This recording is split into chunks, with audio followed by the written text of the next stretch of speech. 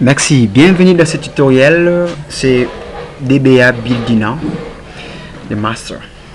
Alors dans ce tutoriel, nous allons voir comment réaliser en fait une restauration des bases de données. Alors vous avez vu précédemment, dans le tutoriel précédent, en fait nous avons restauré une base de données.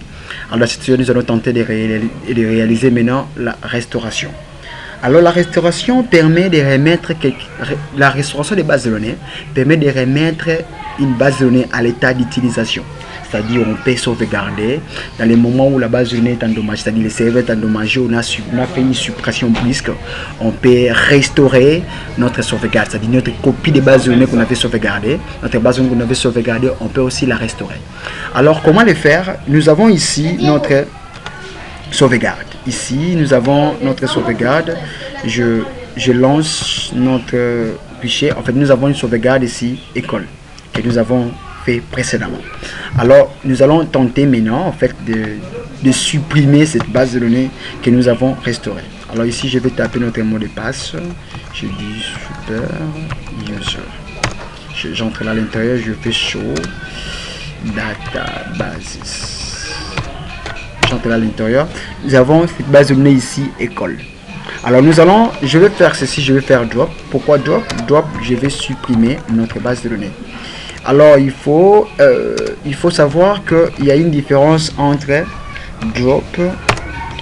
Il y a une différence entre drop et delete.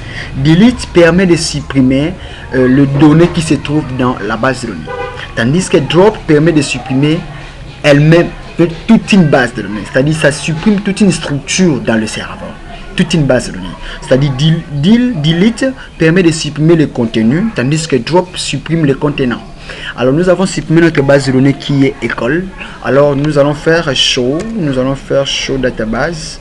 Nous allons voir qu'il n'y a pas la base de données école ici. Alors je vais maintenant faire comme nous avons fait.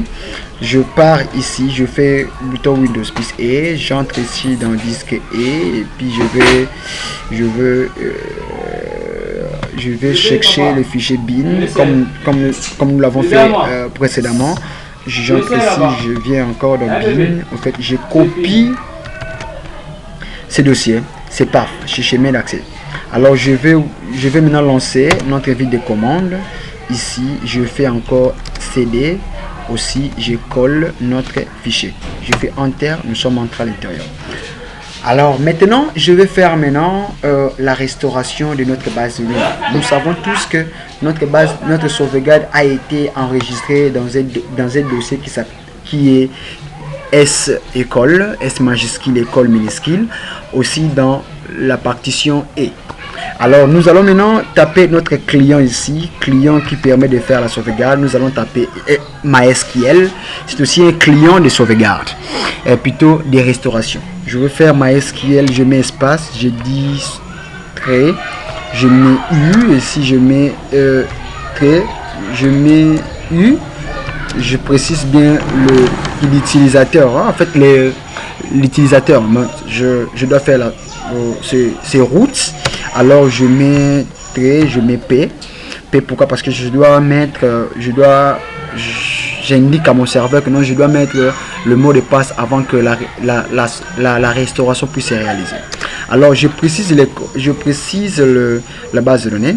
Alors avant toutefois de faire la restauration, j'allais oublier, on doit d'abord commencer par créer la base de données qui va recevoir la restauration.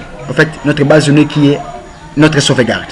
Alors, première des choses, c'est d'abord créer la base de données, c'est-à-dire je crée d'abord create database.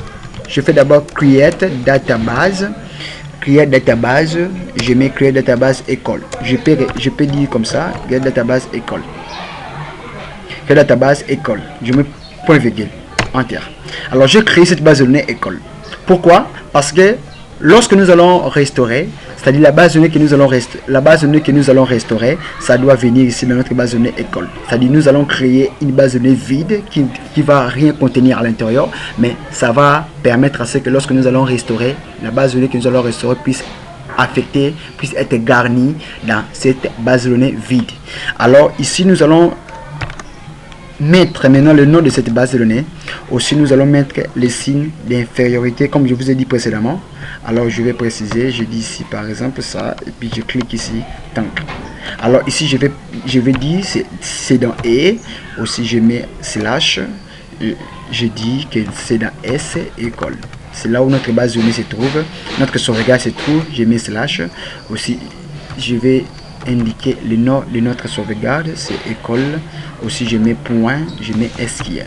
Pourquoi SQL? Parce que c'est l'extension dont nous avons sauvegardé notre base de données. Je mets Enter, j'appuie sur Enter, alors ça me donne la possibilité de mettre le mot de passe. Parce que j'avais dit que moins P ici, P ici, c'est pour dire à notre serveur qu'avant de réaliser la sauvegarde, on doit d'abord mettre le mot de passe sur la base de sécurité. Alors, je mets ici le mot de passe. Ici, je vais mettre notre mot de passe.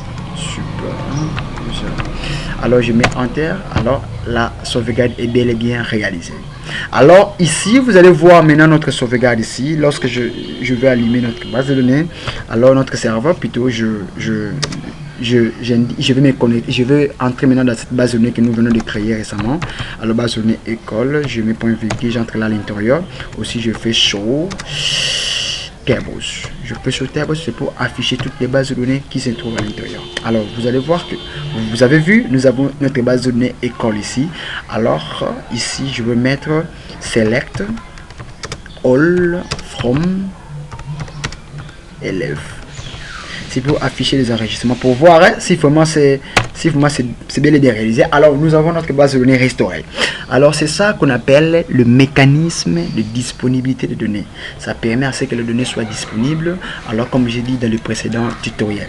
Alors moi je vous remercie, je vous dis appliquez-vous bien. C'était votre DBA, votre formateur aussi. C'est juste pour vous rendre le DBA. Alors merci beaucoup, je vous dis très bientôt.